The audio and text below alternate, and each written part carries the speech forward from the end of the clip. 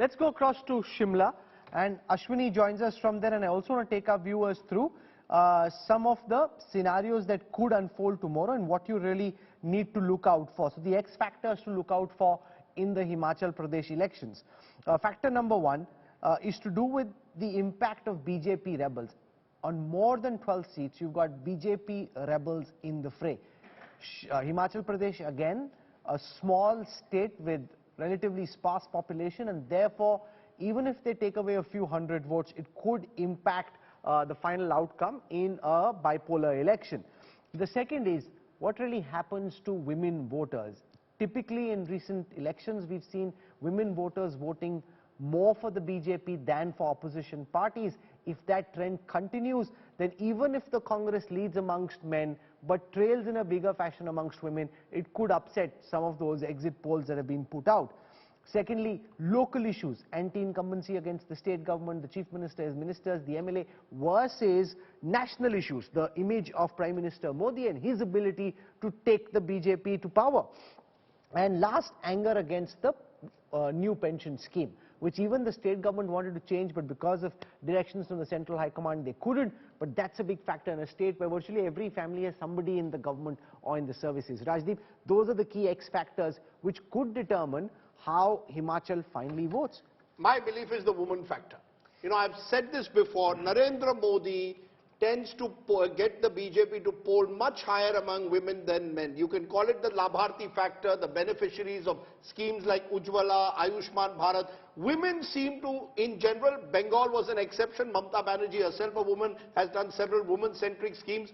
By and large, except for that, across this country, women have tended to vote more than men for the BJP. If that happens in Himachal, game on. And then the BJP has a chance versus the impact of rebels. I think those are the two critical factors. Pension scheme important, 2 lakh government employees. That adds up to about 10 lakh voters because every household will then be dependent on government employees and pensions. Bad for finances but perhaps good for politics and local issues versus the Modi factor. But I think Ashwani Sharma, you will agree with me, this election in Himachal could go down to the wire.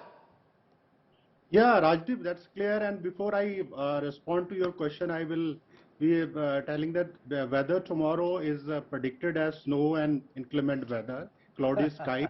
So let's see how the things settle down. The political skies are cloudy and so is the weather above Shimla. Yeah. But what's the one X factor that you will look at, Ashwini, tomorrow? What is the critical factor come tomorrow in Himachal?